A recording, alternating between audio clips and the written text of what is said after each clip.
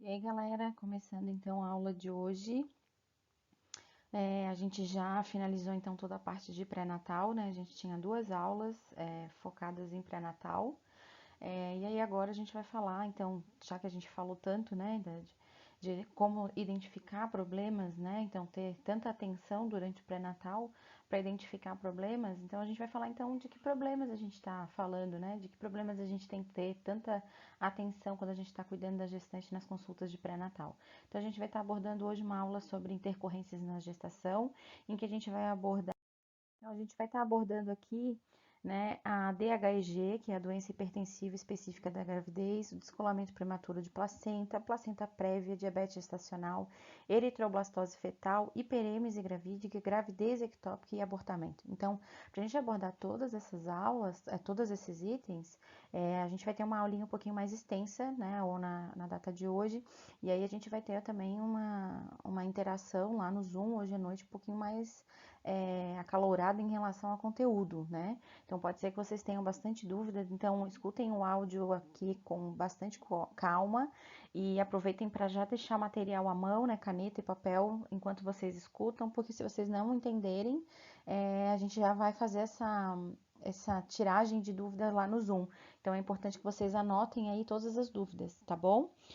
Então vamos com a primeira intercorrência, né, ou a primeira doença, ou o primeiro problema que pode aparecer aí durante o pré-natal, que é a doença hipertensiva específica da gravidez, que são o que a gente chama, né, que a gente costumeiramente chama de pré-eclâmpsia, eclâmpsia, né, que é a doença relacionada ao aumento da pressão da gestante devido à gravidez, tá?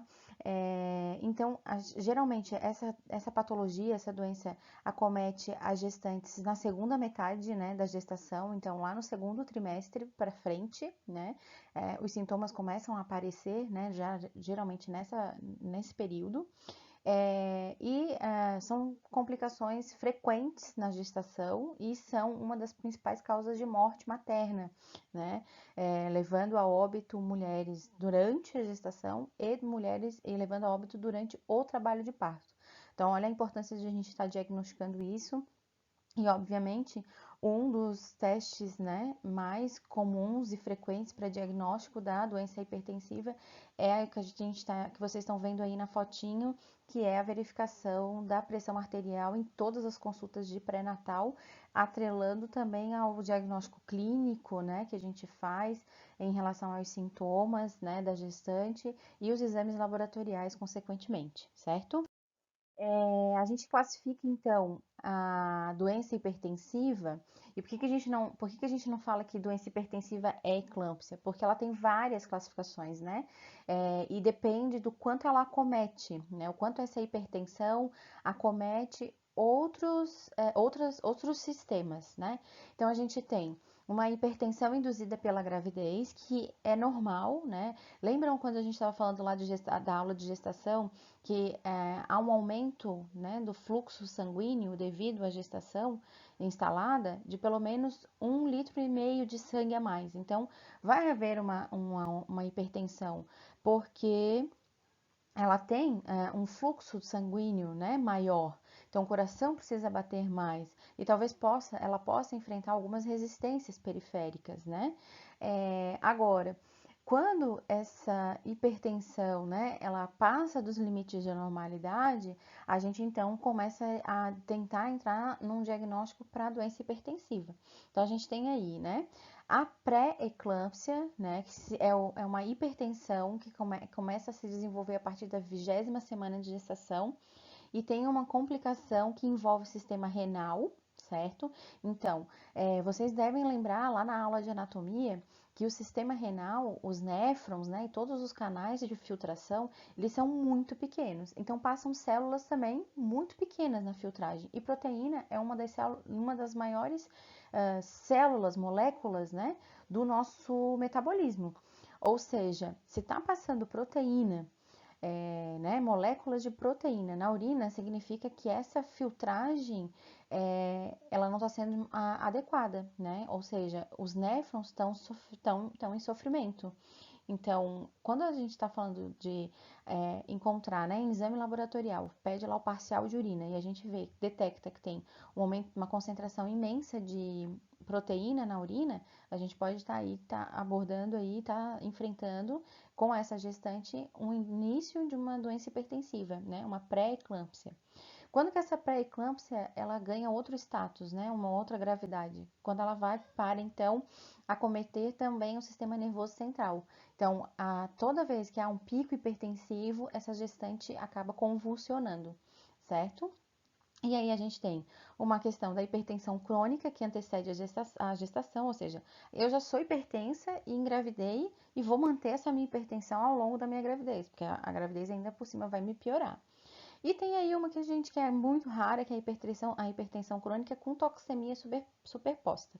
Na verdade, a gravidez, basicamente, essa última seria a gravidez piora ainda mais a minha hipertensão já pregressa, e isso traz vários distúrbios, principalmente para o sistema nervoso central, certo? Mas não é exatamente eclâmpsia, porque eu já era hipertensa antes da gestação. Lembrar aqui, gente, que pré-eclâmpsia e eclâmpsia tratam-se de pessoas, de primíparas, né, de mulheres que nunca gestaram e que estão desenvolvendo aumento na sua pressão arterial depois que engravidaram, ou seja, é a gestação que está causando esse problema, tá? Então, os sinais de pré-eclâmpsia são divididos em três, né? Então, a gente tem hipertensão, né? Mais do que o valor de normalidade. A gente tem edema, né? Então, principalmente edema de parede abdominal, de face, da região sacra, de mãos, tá? Então, há uma retenção de líquido importante. E a gente encontra também proteína na urina, certo? Então, a gente tem ali a proteinúria. Depois, a gente, além desses sinais, né, a gente tem cefaleias, né, tonturas, distúrbios visuais e hiperreflexia, que também pode estar decorrente de um crescente aumento da irritabilidade do sistema nervoso central. E aí a gente pode estar saindo da pré-eclâmpsia para uma eclâmpsia, certo? Na eclâmpsia, então, esse edema se acentua, então a mulher fica completamente inchada, não cabe absolutamente nada, e não é aquela retenção de líquido que o PEP fica um pãozinho, a mão enche um pouquinho, tem que tirar a aliança. Não, gente, a mulher fica irreconhecível em algumas situações. Nariz, orelha, pálpebras, tudo isso fica demasiado, tá? Então é uma retenção de líquido importante. E aí tem oligúria, anúria, proteinúria, né? E a pressão, os valores pressóricos vão lá para altura, lá para as alturas, tá? Vão para cima de 180 por 110, tá? E aí, obviamente, como o sistema nervoso central está cada vez mais irritado por causa dessa pressão, aparecem então as convulsões, né? Que são precedidas por aura, né? A paciente sabe que vai convulsionar porque o sistema nervoso central dá essa mensagem, né? Então ela vê brilhos, né, no ar, ela vê há uma mudança no estado mental que sugere que ela vai entrar em crise, certo? Pode ser, se ela já está fazendo uso, por exemplo, de alguma medicação anticonvulsivante, pode ser nesse momento da aura, a hora ideal para ser tomada a medicação e aí então talvez reverter uma possível crise, tá bom? A cura para a doença hipertensiva é o parto, é aquilo que eu falei. A doença só apareceu porque ela está gestante. Então a doença só vai se curar a partir do momento que ela deixar de ser gestante. Então, a hora que ela parir, parou o problema com a doença hipertensiva.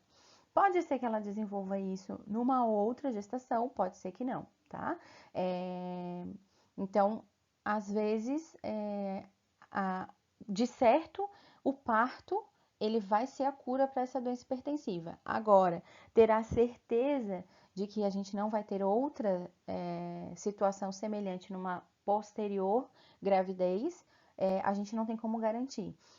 Já teve situações, já enfrentei situações, por exemplo, de ter gestante que na primeira gestação a gestação foi ótima e que com o passar do tempo teve uma segunda gestação, né, com uma criança com uma diferença de 6, 7 anos, e na segunda gestação apresentou doença hipertensiva, tá? Tem outros fatores de risco que contribuem para isso também, certo? Então, se a cura da doença hipertensiva é o parto, a cesariana precoce ela é indicada. Entretanto, a gente precisa realmente pensar na questão da maturidade fetal, né?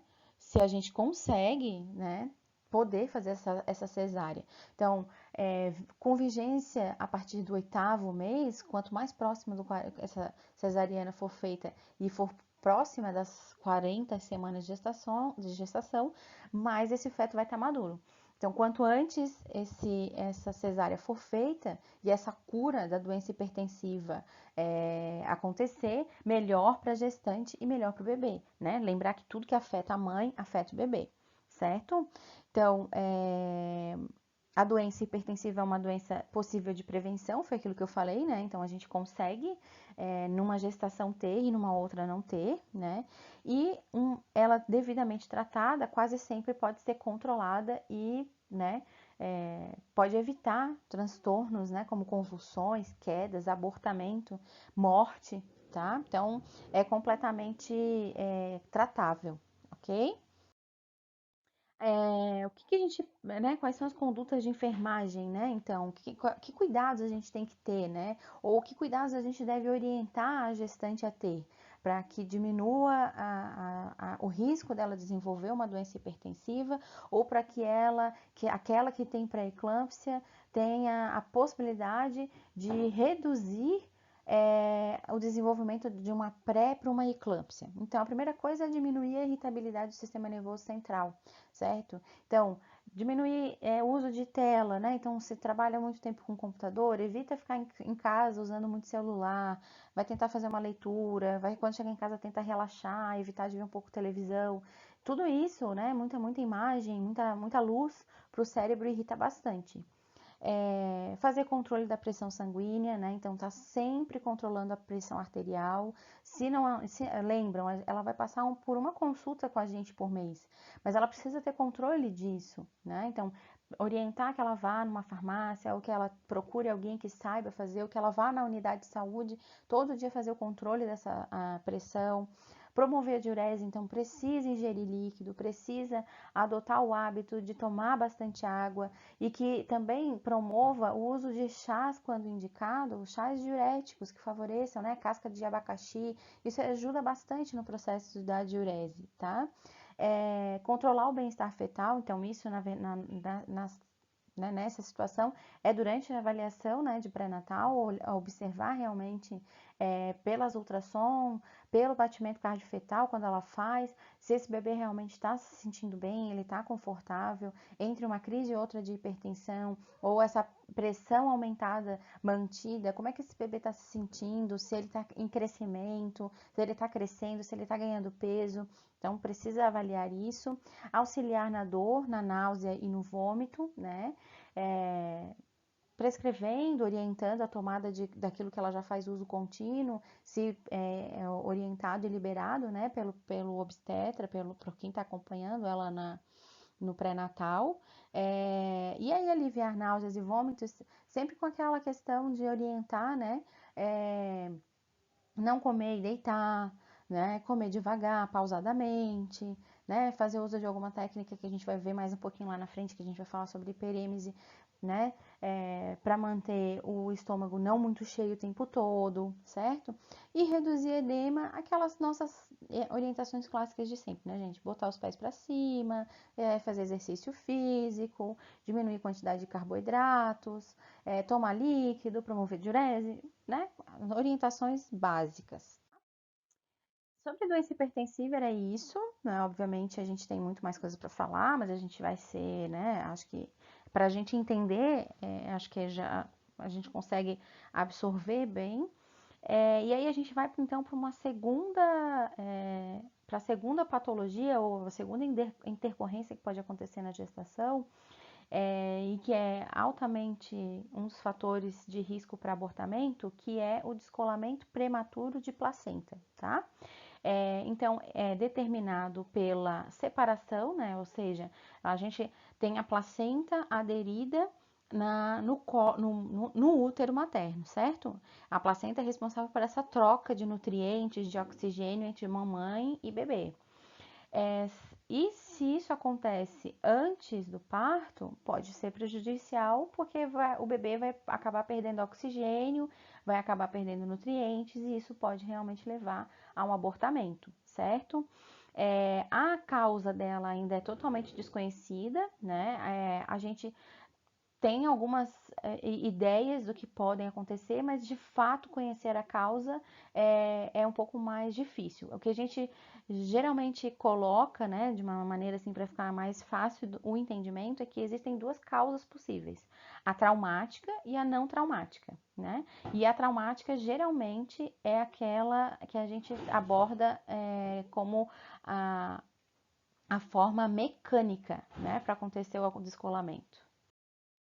Então, o descolamento prematuro de placenta, ele tem alguns graus. Quanto maior o grau, maior o risco, né, da gente ter problemas com a gestação, né, manter essa gestação viável ou não, certo? Tá aí nessa tabelinha todos os sinais e sintomas que podem acontecer conforme o grau, né, desse descolamento. Então, a gente teria uma classificação de grau 1 até um grau 3 com duas variantes ali, né?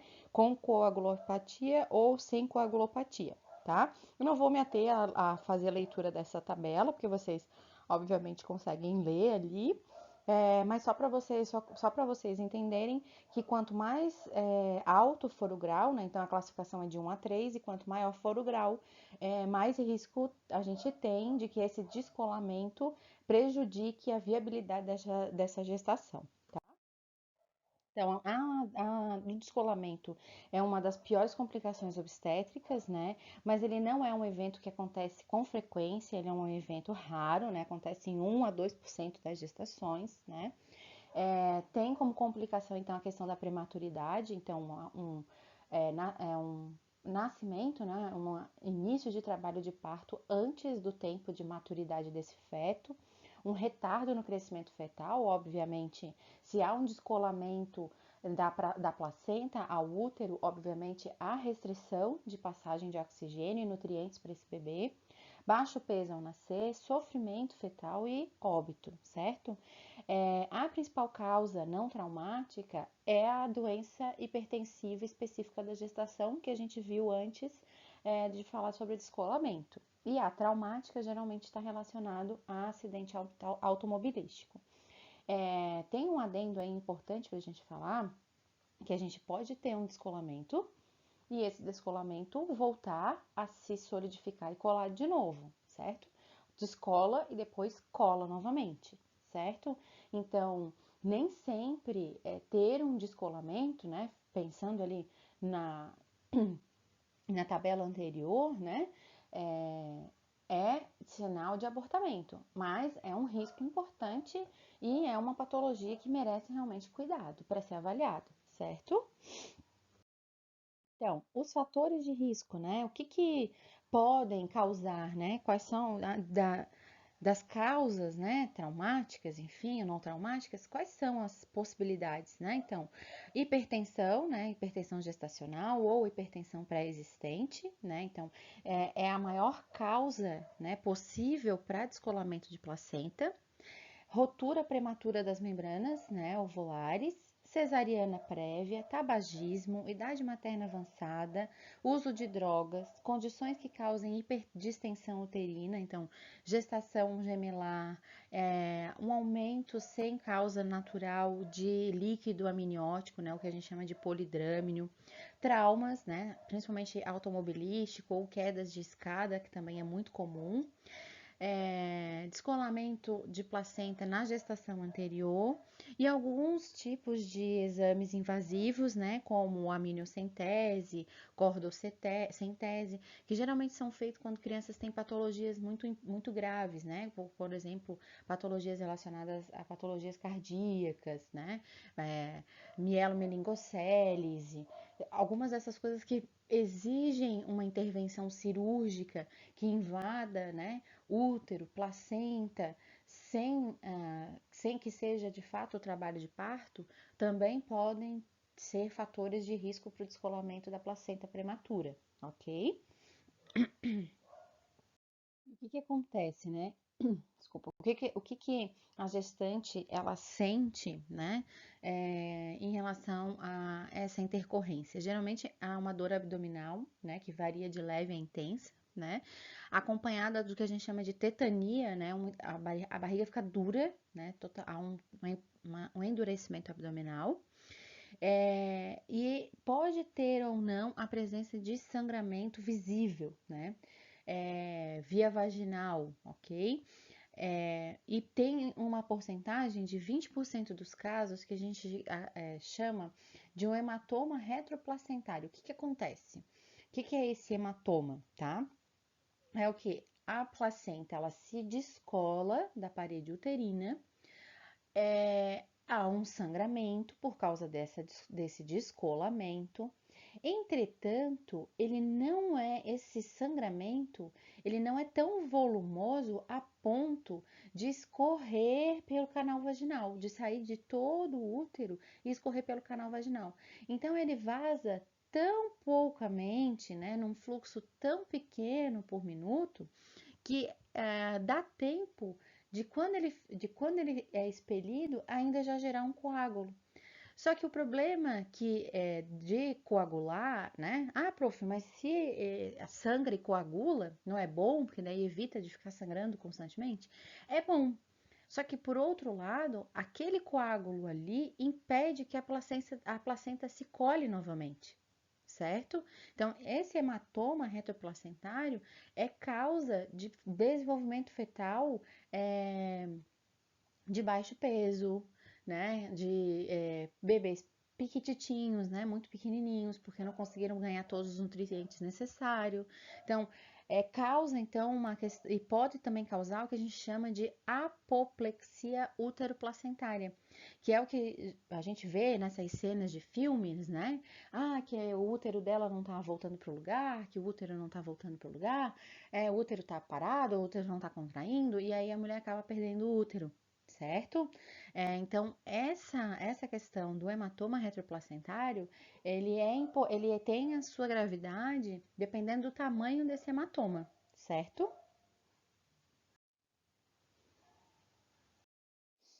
Então, continuando, a gente tem uma outra causa, né? Outra intercorrência que a gente chama de placenta prévia, certo? O que seria a placenta prévia? A placenta, por incrível que pareça, ela escolhe um local para se implantar, para se nidar, né? No útero materno. Geralmente, ela se nida na porção final, né? Lá no fundo uterino, lá em cima, vamos botar assim, lá em cima do pertinho do abdômen, certo? Só que às vezes acontece de ela não nidar de maneira adequada. Então ela acaba se nidando em locais que pode acontecer de ser um problema para manter a viabilidade da gestação. Então ela pode se inserir em locais abaixo do segundo terço da placenta, né? Então, ela pode ter uma implantação baixa, uma implantação marginal ou uma implantação completa.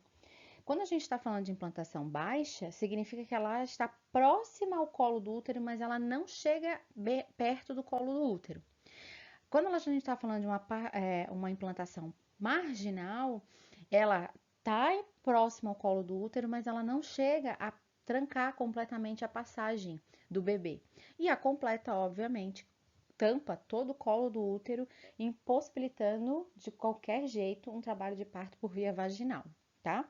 Ah, prof, não entendi nada. Pera aí que eu vou mostrar para vocês imagens que vão melhorar o entendimento. Então, olha aí. A gente tem, então, uma placenta inserida normalmente, que é essa primeira imagem aqui, certo? Então, olha lá. Ela geralmente tende a se inserir no terço superior do útero, tá? Vamos pensar aqui que o útero tá dividido em 3, tá? A placenta geralmente acaba optando por se inserir nessa área aqui, tá? Ou, né, no lado direito da mulher ou ao lado esquerdo da mulher, ok? Então, essa aí é a inserção normal. Essa aí é o que a gente espera que aconteça em todas as gestações. Justamente porque, pensem, né, o conteúdo fetal vai estar aqui, né? Então, o bebê vai estar aqui. E o colo do útero é essa região aqui. Então, é ele que vai abrir, né, para esse bebê passar, né? Então, pense então numa placenta completa. Ou seja, como é que o bebê vai passar aqui sem que essa placenta saia primeiro? E lembrar que todo o trabalho de parto, a placenta está colada, mandando o quê? Nutrientes para esse bebê. Ele ainda não se desconectou da mãe. Ele só vai se desconectar quando ele sair totalmente do canal vaginal. Ele respirar por conta própria, né? Ele está no mundo externo. Então, a placenta é a última coisa que se descola e não é a primeira. Se é a primeira, como é que o bebê vai conseguir se manter viável lá dentro? Certo? A placenta parcial, né, aquela ali marginal que a gente leu, é essa aqui, ó. Ela até tá no colo do útero, mas ela não tá, ela até tá, né, próxima aqui ao colo do útero, mas ela não impede completamente a passagem do bebê. Só que às vezes, dependendo da proximidade que essa placenta marginal tá, há também uma indicação de cesárea, porque vai que esse descolamento seja tão grande que vá prejudicar a circulação fetal. Então, a placenta prévia, ela não inviabiliza de fato a gestação, ela inviabiliza o trabalho de parto. Então, ela é uma intercorrência que precisa ser avaliada antes de que aconteça o trabalho de parto. Mas ela não causa grandes problemas no desenvolvimento fetal, certo? E aí vocês podem estar se perguntando mas por que diabos essa bicha escolheu se implantar num lugar que não é o ideal? Por quê?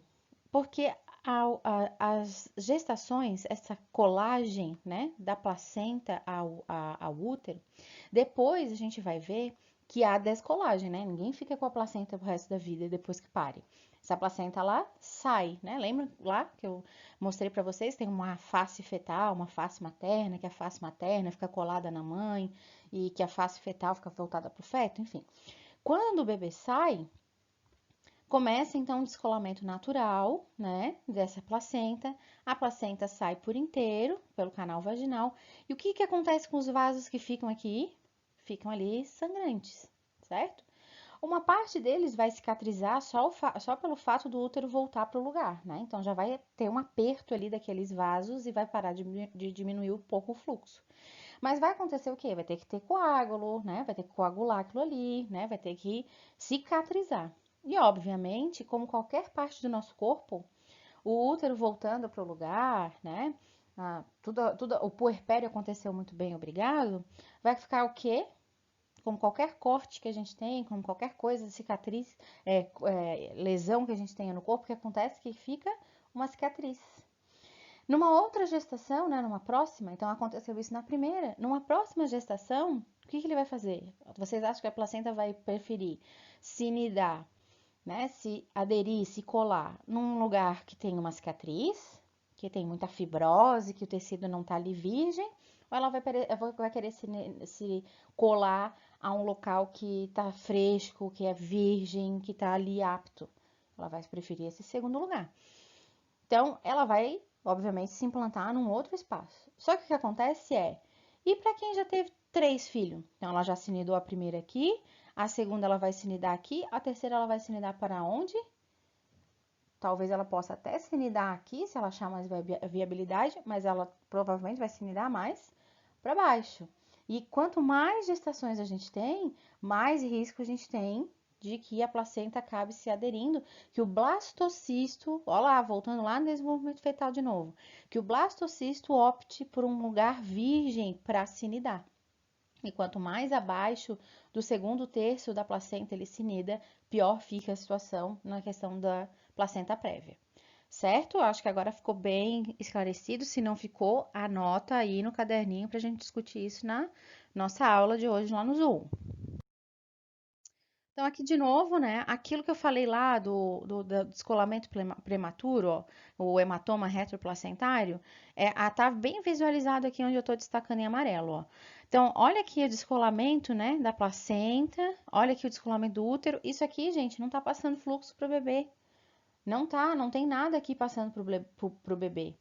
Então, o que acontece é que, ao invés do bebê se desenvolver normal, né, ele vai ter uma queda no desenvolvimento. Então, esse bebezinho aqui, com certeza, vai nascer baixo peso.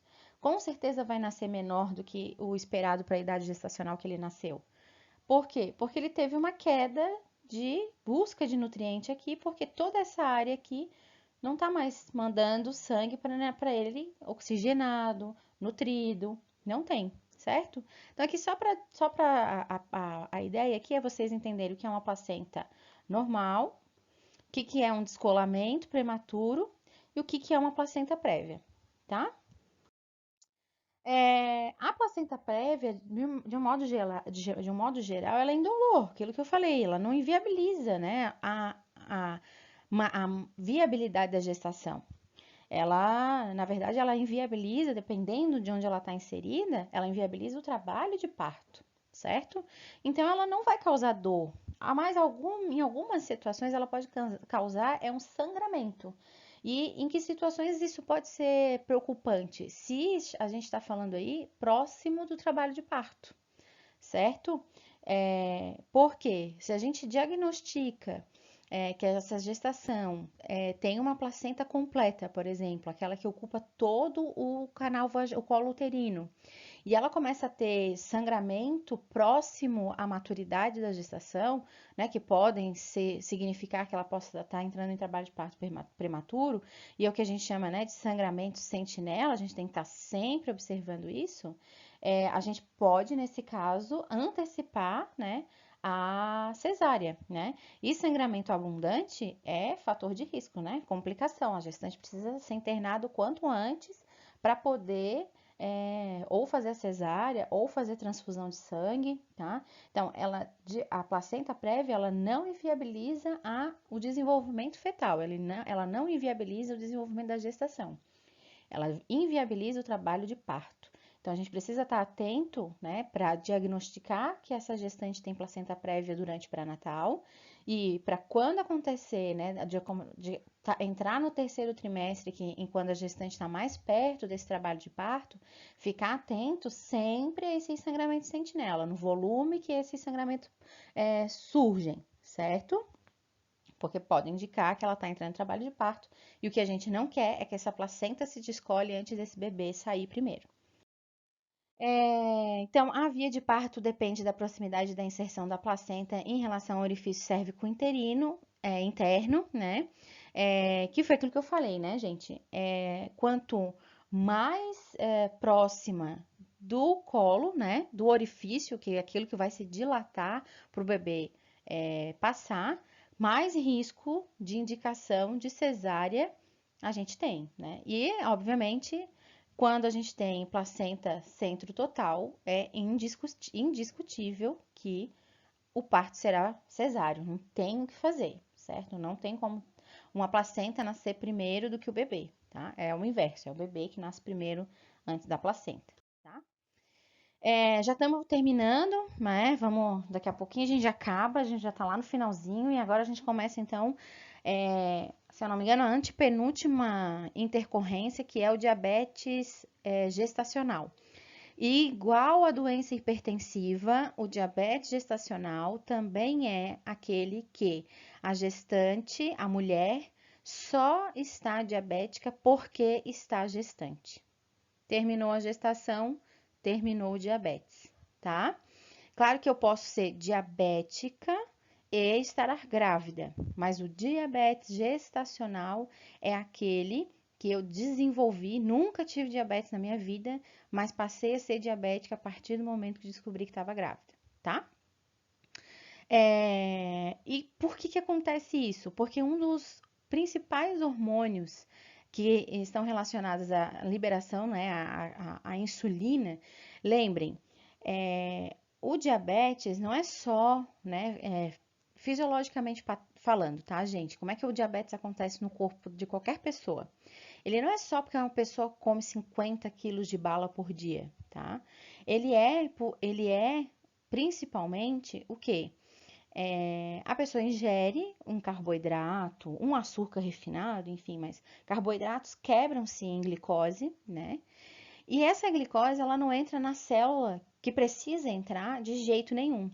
E qual que é a chave que abre a porta para a glicose entrar na célula? É a insulina. E o que acontece é que a insulina ela tem que ser liberada pelo pâncreas, certo? E a glicose ela é liberada pelo estômago, né? A partir do momento que estômago e intestino, digestório. A partir do momento que a gente ingere as coisas, aquela comida vai sendo quebrada em várias moléculas e a glicose é uma delas e vai sendo liberada para o sangue para então entrar nas células e poder dar energia para as células trabalharem, ok? Só que alguns hormônios impedem que a insulina, né, que a chave, chegue na porta certa, para abrir a porta da glicose na célula, para a glicose entrar. E um desses é o lactogênio placentário. É um dos hormônios que a placenta produz. E aí o que acontece? Quando esse nível hormonal é muito alto e a ingesta de carboidratos é muito intensa, a gente começa a desenvolver, então, o que a gente chama de diabetes gestacional, certo? E justamente por quê? Porque existe esse hormônio que a placenta produz, que faz com que a chave, que é a insulina, não ache a fechadura adequada para abrir a porta para a glicose entrar na célula. Então, obviamente, a partir do momento que ela parir e essa placenta for-se embora, não tem mais esse hormônio placentário, porque não tem mais placenta, o diabetes faz o quê? Cessa, para, ok?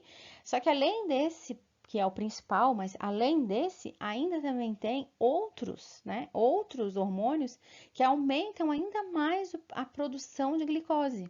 Então, se um carboidrato que levava, sei lá, 2 horas para ser transformado em glicose, ele leva 1 hora e meia para ser transformado em glicose, porque tem cortisol rolando ali no corpo, tem estrogênio, tem progesterona, tem prolactina, todos os hormônios que são, obviamente, estrogênio e progesterona estão no nosso organismo desde sempre, né? Desde que a gente menstrua, lembram lá, né, do ciclo menstrual, mas prolactina, por exemplo, ela é produzida muito poucamente, sem estar fora da gestação. Na gestação é muito intensa essa produção.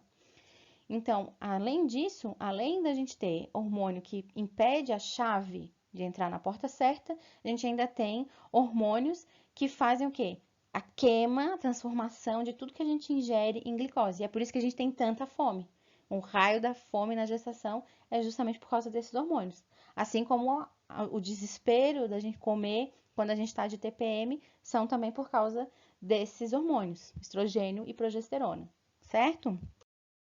Então, a gestante portadora, né, da diabetes não tratada tem risco, né, de rotura de membrana, né, parto prematuro, feto com apresentação pélvica e feto macrossômico, que é aqueles bebês imensos, né? O bebê tem à disposição muita glicose, então ele consome muita glicose. Lembrando que tudo que tem na mãe tem no bebê, né? Então, há risco também dela desenvolver pré-eclâmpsia, né? Porque há uma irritação, imagine essa quantidade intensa de glicose passando pelo cérebro. Há uma irritação imensa, certo? E para a gente saber se essa gestante ela tem diabetes gestacional, ela passa por 2 fases. A primeira fase é a fase de rastreamento. E a segunda fase é a fase diagnóstica. Então, a fase de rastreamento é feita quando a gente pede aquela glicemia de jejum lá no pré-natal, certo? Então, geralmente é feito por exames laboratoriais. Não tem outra forma da gente diagnosticar diabetes se não for por exame laboratorial, tá? Não é por ultrassom, não é por exame avaliação clínica, não é por, né, exame físico, é por exame laboratorial mesmo de contagem de moléculas de glicose no sangue, tá? Então, a primeira é a glicemia em jejum, né? Ou quanto que tem de glicose no sangue, né? No plasma, que a gente faz no comecinho da gestação, né? E depois a gente faz aquela curva glicêmica entre a 24ª e a 28ª semana, que é o quê? A mulher ingere 50 gramas de dextrosol, né? Então, vai lá, toma um líquido lá, que se eu não me engano, são 500 ml, né? Uma garrafinha de 500 ml de glicose pura, né? Que é doce para dedéu, aquele negócio. E faz uma coleta 1 hora, 2 horas e 3 horas depois dessa ingesta dessa glicose, desse boom de glicose. E é o que a gente quer saber, se essa glicose foi consumida ou se cada vez ela se mantém mais alta, o nível está mais alto. Que por isso que ela se chama curva. Se essa curva ela é ascendente, ela sobe como um pico, ou se ela até sobe, mas depois com o passar do tempo ela desce. Ou seja, o corpo está consumindo glicose. Se o corpo está consumindo glicose, é porque a chave insulina está abrindo a porta certa. Ok?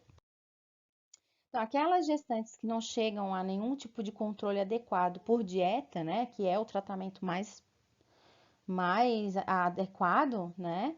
Então, a primeira fase para manutenção, né, prevenção, tratamento é redução drástica de consumo de açúcar refinado e de carboidratos, qualquer tipo de carboidrato. Não pense que carboidrato é pão, carboidrato é feijão também, carboidrato é qualquer coisa feita com farinha de trigo, né? Isso também é fruta tem carboidrato, então tem que pesar, né, bem que tipo de alimento vai comer, qual tipo de carboidrato vai comer, mas ainda assim dar uma reduzida no consumo de carboidrato e fazer atividade física indicada para cada fase da gestação, certo? E quando nada disso resolve, faz de novo lá um teste de diagnóstico, um teste de rastreamento para saber como é que tá, ou até um teste de controle para saber como é que tá essa glicemia, tá lá nas alturas, aí então a gente faz então o tratamento com a insulina, que é seguro sim, né?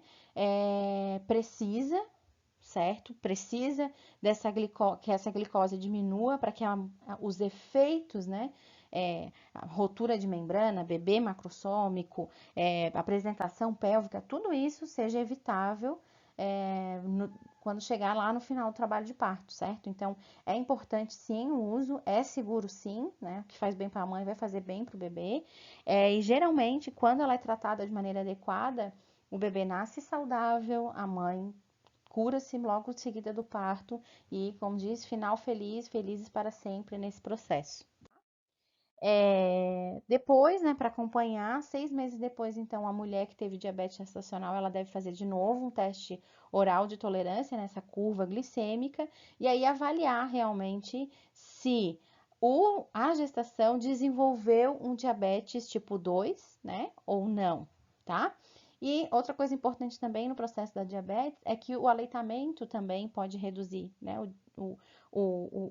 essa glicose restante, essa glicose residual, impedindo que a mãe fique né, desenvolva um diabetes tipo 2 após a gestação, tá?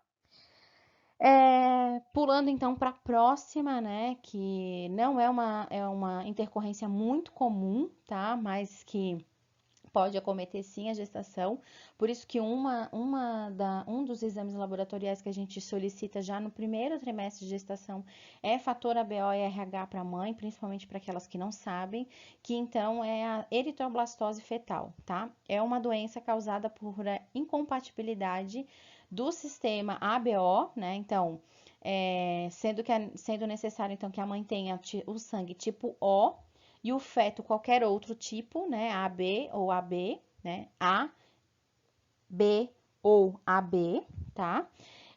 E também uma incompatibilidade RH, sendo a mãe negativa e o feto positivo, certo? Então precisa ainda isso. Prof, então mães que são A e bebês que são O também podem ter essa doença? Não, só mães que são O negativas e que o bebê seja qualquer outra coisa positiva, tá? Então, mãe O negativa que tem bebê A positivo, ou mãe O negativa que tem bebê B positivo, ou mãe O negativa que tem bebê AB positivo. Só nessas situações é que essa doença pode estar presente, tá? Então, para que isso aconteça, o que é necessário? Ter essa incompatibilidade, né? Ter uma aloimunização materna, ou seja, a primeira coisa que a gente precisa parar para pensar é que essas doenças geralmente elas acometem, pode acontecer na primeira, né? Algumas doenças são mais relacionadas à primeira gestação e outras relacionadas a posteriores. No caso da eritroblastose, é exatamente isso. Ela acontece depois da primeira gestação, porque na primeira tudo é novidade. E aí é que ela entendeu que aquele feto ali, aquele corpo, opa, não fazia parte do meu tipo sanguíneo. Desenvolveu uma coisa aqui que não era minha. E só acontece quando acontece o contato do sangue materno com o sangue fetal, certo? Que geralmente pode acontecer a partir de hemorragia feto-materna, por exemplo, um deslocamento prematuro lá de placenta. Aconteceu, né? Aconteceu do sangue materno entrar em contato com o sangue do bebê. Opa, aí o cérebro, né, o corpo, cria anticorpos sobre aquilo que não faz parte do seu corpo. Então, isso significa aloimunização materna, certo? Quando ela já teve o primeiro bebê que não era compatível com ela, então ela era O negativa e ela já teve na primeira gestação um bebê A positivo e trocou sangue ali no trabalho de parto, que isso é muito comum de acontecer, num sangramento durante o primeiro trimestre, alguma coisa fez com que ela já criasse anticorpos. Só que naquela primeira gestação nada vai rolar. Agora, vai acontecer o quê? Na próxima gestação, porque daí ela já criou anticorpo. Agora ela já sabe que isso não faz parte do corpo dela, certo? Então, a aloimunização materna é quando ela cria anticorpos na primeira gestação contra as futuras gestações, que vão ser contrárias ao fator RH dela, certo? Então, ocorre, né, não ocorre na primeira gestação, né? Porque quando ocorre o primeiro contato, né, o corpo então produz o anticorpo, né? Que não vão atravessar a barreira transplacentária. Mas na próxima, né? Lembram? Tem material genético, já tá tudo lá. Conforme esse bebê se desenvolve, ela vai fazer o quê? Ela vai ter memória, ela vai mandar o anticorpo lá e ela vai ter o quê? Subsequente abortos, porque ela vai perder essa gestação, porque o corpo vai entender que aquilo ali é um corpo estranho e então vai matar, vai mandar os leucócitos ir lá e matar aquele objeto estranho. Então, o que precisa fazer para a doença não se instalar? E aí, então, ó, o bebezinho, né, que com várias patologias, né, fígado esteporado, né, malformações, né, por causa de uma eritroblastose fetal não detectada, tá? Então, o que a gente precisa fazer para que isso não aconteça? Primeira coisa, primeira coisa que a gente precisa fazer é administrar logo após o primeiro parto, né? Então, a mãe ganhou o bebê, ela já criou anticorpo, né? A gente administrar o que a gente chama de imunoglobulina anti-D, ou Matergan, muito conhecido como Matergan. O que acontece? Quando a gente dá essa imunoglobulina, a gente, entre aspas, inativa esses anticorpos. E aí é como se ela tivesse o sistema imunológico dela em relação a um novo bebê diferente do fator ABO-RH dela, fosse resetado, começa do zero. Aí ela vai de novo criar outro bebê resetado, né, o corpo, vai gestar, vai parir, e lá depois, nessa segunda parição, como diz o outro, né, de brincadeira, mas no segundo trabalho de parto, que ela vai fazer? Vai receber de novo uma outra imunoglobulina anti-D para impedir que na próxima gestação, se ela tiver, aconteça de novo essa doença, certo? Essa é a única, não existe prevenção, é a única forma realmente de tratar e a única forma de prevenção futura, certo? Então, se isso acontecer, os bebês nascem normal, tudo bem, tudo tranquilo, sem problema nenhum, tá? Outra intercorrência que acontece também é bem comum é a hiperêmese ou a êmese gravídica. Êmese gravídica é comum, né? Náuseas e vômitos na gestação, principalmente até a 14ª semana de gestação, é normal, né? Porque é o corpo se adaptando a todos os hormônios que então não existiam no corpo materno e passam a existir. O que é anormal nesse caso? A hiper êmise. Hiper é muito. Então, quando o número de vômito é persistente e faz com que a mulher não consiga comer nada porque não consegue cheirar nada, a gente tem uma preocupação. Por quê? Porque a mulher, se ela não come nada, ela não tem nutriente. Se ela não tem nutriente, ela não passa esse nutriente para o bebê. Até um certo ponto, o que vai acontecer é que eu costumo dizer que o bebê, na verdade, ele é um sanguessuga. É um objeto que está ali sugando todas as tuas energias. Entretanto, a gente é a balança, né? O corpo da mãe é a balança. O bebê tira energia e a gente bota para dentro mais energia. Ele tira e a gente repõe. Só que se a gente não consegue repor, o que vai acontecer é que ele vai continuar tirando das nossas reservas e a gente não vai conseguindo repor. E aí vai ter uma hora que a gente não vai ter nem mais reserva e nem vai mais conseguir repor. Então, essa é a grande preocupação na hiperêmese. Precisa tratar para que ela consiga ter reserva, para que o bebê consiga ter também as energias e que a gente consiga estar repondo sempre tudo aquilo que a gente perde.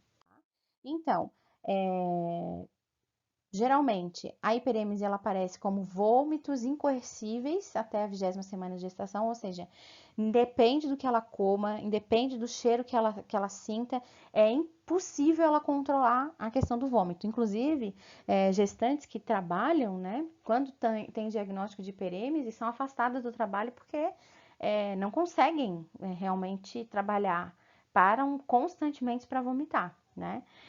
Tem a questão da perda corporal, que pode chegar até 10% do peso, né? Então, ao invés dela ganhar peso, ela está perdendo peso. Sinais de desidratação grave, distúrbios hidroeletrolíticos, cetose, cetonúria e também alterações laboratoriais, certo?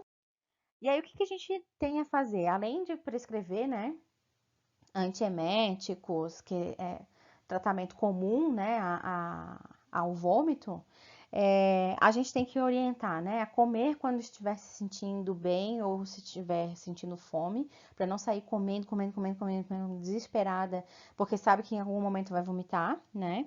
Sempre que possível, descansar após as refeições, isso é importante para dar tempo para o organismo, para o corpo concentrar ali na digestão e digerir tudo que foi comido, tudo que foi ingerido, certo? Evitar movimentos bruscos, né? Não vai comer e logo depois querer calçar um sapato. Obviamente vai apertar tudo, o estômago vai ser apertado, obviamente vai acabar vomitando o que comeu. Usar roupas mais soltas, adequadas, né? Tem gestante que usa roupa, parece que foi colocada a vácuo, né? Então, a gestante ela tem que entender que a roupa adequada, a roupa que não aperte, além de não incomodar, obviamente, ela também ela é preventiva de evitar esse tipo de situação, de ficar apertando o estômago e promovendo náusea e vômito, impedir que fique cortando a circulação, né, das principais articulações, né, de quadril e coxa, joelho, certo? O uso de polivitamínico, né, para repor o que perde, né, já que ela está ainda em processo de vômito, então precisa repor, né, os nutrientes, as vitaminas, para repor a questão da reserva, evitar o estresse, que obviamente é muito pouco provável, a gente não consegue evitar estresse no dia a dia, ainda mais gestante com náusea e vômito, mas tentar ao máximo, né? Então, quem consegue fazer prática de yoga, incentivar a fazer uma natação, algum exercício que traga bem-estar e equilíbrio emocional, tá? E fazer também reposição de tiamina, piridoxina e ácido fólico para poder manter as reservas, né? Junto aqui com o polivitamínico, manter as reservas nutricionais, certo? Gravidez ectópica. Não tem muito mais o que falar sobre hiperêmese, né? Mais realmente tratamento paliativo e o tratamento específico ali com o nosso conhecido Dramin, Plasil, tá? Gravidez ectópica é uma gravidez na qual ela não está inserida dentro do útero. Ela insere-se geralmente fora, né? Tem um tecido fora do útero. E geralmente ela diagnosticada e inserida nas tubas uterinas, mas pode acontecer também essa gravidez ser encontrada no peritônio, fora, dentro da cavidade abdominal, totalmente fora do útero, tá? Também é considerado ectópico. Mas o que a gente vai falar aqui é essas que a gente está falando, está tratando de gravidez com inserções tubárias, tá? É uma gravidez que dificilmente pode sobreviver. Existem algumas técnicas conforme a gestação é diagnosticada com muita precocidade, né? Então, quanto mais precoce essa gestação for feita, mais chance tem de fazer algumas manobras para fazer com que esse embrião ele acabe saindo da tuba e adentrando, né, no útero, mas, via de regra, é uma gestação difícil de ser mantida, difícil de ser viável, tá? E o que se preza aí é a fertilidade materna, tá? Principalmente para aquelas que não tiveram nenhum filho, certo? Então, na gestação ectópica, o que se preserva é a tuba e não o bebê, tá? Em algumas situações, quando a gravidez é diagnosticada já mais tardiamente, não há nem viabilidade de manter a tuba. Então, cirurgicamente, o que se faz é realmente a retirada da tuba inteira, cirurgicamente. Tá? Então, o que a gente não quer, que isso seria uma complicação, né? O que a gente não quer é que haja um desenvolvimento fetal nessa tuba, né? Porque a tuba não tem capacidade para manter viável uma gestação. E o que principalmente que a gente não quer é que essa tuba seja rompida por esse bebê, que a gente quer manter essa tuba. Obviamente, para manter a tuba, a gente vai ter que extrair o bebê, né? E o que a gente gostaria é que não fosse um aborto intencional, né? Que a gente fizesse isso cirurgicamente, intencionalmente. Então, de preferência, a gente faz qualquer procedimento na gravidez ectópica antes do desenvolvimento do batimento cardiofetal. Então, antes da 8ª semana. Só que, entretanto, algumas gestantes nem antes da 8ª semana de gestação sabem da gestação. E quando vão, né, para a primeira ultrassonografia diagnóstica, e aí que se percebe realmente, né, que tem um diagnóstico de uma gravidez tubária, já temos um embrião ali. Então, nessas situações é permitido, né, o que se faça a intervenção cirúrgica, o abortamento, é um abortamento que a gente chama de abortamento legal, mas o que a gente preserva nesse tipo de situação realmente é a viabilidade da tuba, tá? Da tuba materna. Né? Realmente o que a gente quer é que ela tenha a possibilidade de que, ok, essa gestação não deu certo, mas que você vai manter essa tuba, esse ovário para uma próxima. Alguns fatores de risco, né, para a gravidez tubária, né? Uma gravidez tubária passada, né, anormalidades anatômicas nas tubas, né? Endometriose, principalmente para esses casos em que a gente encontra gravidez fora da cavidade uterina, né, no peritônio. Antecedentes de doenças inflamatórias pélvicas, cirurgias de trompa, né, como inversão de laqueadura, né, concepção durante a tomada da pílula ou durante o uso do DIU, fertilização in vitro, né, com indução, né, da ovulação, e ser fumante. Esses são alguns fatores que podem fazer com que a gente tenha uma gravidez não tubária, ou uma gravidez não uterina, uma gravidez tubária, certo? Sinais e sintomas. Algum sangramento vaginal, né? Pode ser percebido, um sangramento mais escurecido, meio aguado. Dor abdominal, né? Começa com cólica e pode ser até dor abdominal aguda, quando há uma ruptura, por exemplo, né? Da trompa propriamente dita, né? Cãibras num dos lados da pelvis, né? Pode aparecer. Massa palpável dolorosa nas trompas. E se a trompa entrar em ruptura, né? Pode então ter a dor aguda na pelve, no abdômen, no ombro ou no pescoço, tontura, vertigem e queda da tensão arterial, podendo até ter uma hipovolemia, né? Entrar em choque por sangramento abundante, tá? E a última, para finalizar, então, abortamento, né? Que é definido, então, como a interrupção da gravidez antes da viabilidade fetal, certo? É considerado aborto qualquer perda de concepto até 22 semanas de gestação ou 500 gramas.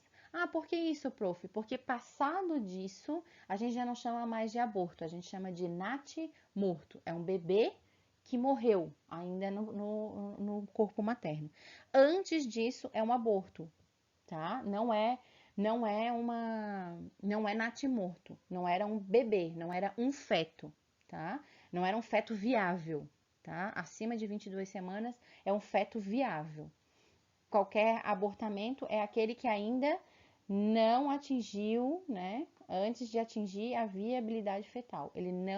Se ele nascesse, ele não sobreviveria de jeito nenhum. A partir de 22 semanas, um bebê nascendo, ele tem chances mínimas, obviamente, mas ele tem chance de sobreviver, tá? E abortamento e aborto não são a mesma coisa, tá, gente? Abortamento é o processo, né? Como que ela perde, né, esse aborto, esse produto que vai ser eliminado, tá? Que é tudo. Ela pode perder. O produto eliminado pode ser só o bebê, os restos placentários ficarem, ela pode perder tudo. Então, conforme o produto, ele pode diferenciar. E aí ele pode diferenciar o abortamento, certo? Que é isso que a gente vai ver. Então, os fatores de risco, né? Tem relação com a idade, né? Tem relação com antecedentes de abortos espontâneos, né? De outras gestações. Tabagismo, consumo de álcool, de drogas, uso de anti-inflamatório, né, não hormonais, cafeína e extremos de peso, né, quando é muito baixo peso, como também é muito alto peso, certo? Geralmente o abortamento é um abortamento inevitável, né, então é definido como produto conceptual, né, que perde a vitalidade e não existe possibilidade de evolução dessa gestação, certo? Geralmente é causado por uma intensa hemorragia, né, e uma hemorragia dolorosa, com uma intensidade de moderada a aguda, né? O colo do útero, então, ele fica dilatado e o produto, né, ele é eliminado. Entretanto, ele pode ser eliminado completamente, né? Então, todo o conteúdo, placenta, saco, né? O que tiver sido produzido até ali, tudo aquilo se perde, se vai, tá?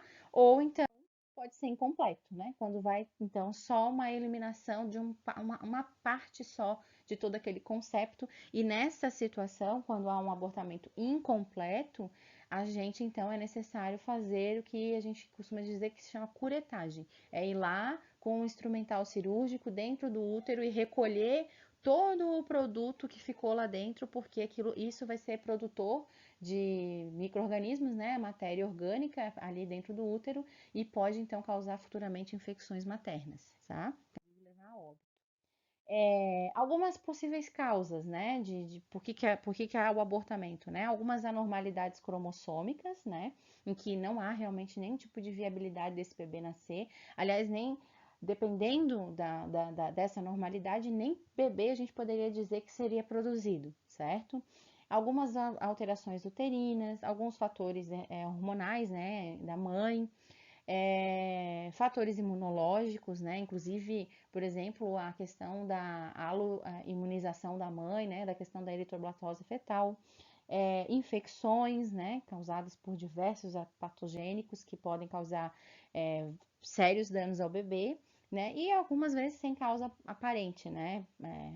Pode ser ou algumas outras vezes intencional, né? Intencional ou não intencional, mas mecânica, né? Por trauma mecânico, tá? O quadro clínico é discreto, caracteriza-se por sangramento vaginal de pequena intensidade, pouca dor. O útero permanece aumentado, o orifício interno fechado. Depois, então, o exame ginecológico, então, é importante para a gente avaliar, né, as causas, né? E após, então, um abortamento é indicado, então, que se faça um repouso relativo, né? Não precisa ficar sem fazer absolutamente nada, mas tem como levantar e ir no banheiro, mas evitar, né, de ficar sassaricando para um lado para o outro. O máximo possível que se puder ficar deitada é recomendado. Uma abstinência sexual de pelo menos 15 dias, né, depois que evitou o sangramento. E prescrever também analgésicos e antiespasmódicos, né, para essas medicações que ajudam, né, nas cólicas, porque é bastante importante, principalmente depois que se faz uma curetagem, né, após um abortamento incompleto, certo? Gente, era isso. A gente ficou aí uma horinha falando aí, né? Eu falando, obviamente, vocês me ouvindo. Eu falei que essa aula ia ser um pouquinho mais extensa. A gente se vê então lá no Zoom. Anotem aí, deixem tudo anotadinho aí no caderno para a gente conversar lá sobre a nossa aulinha de hoje. E eu desejo a vocês uma boa semana e até sexta. Ou melhor, até hoje à noite e depois até sexta. Beijo grande!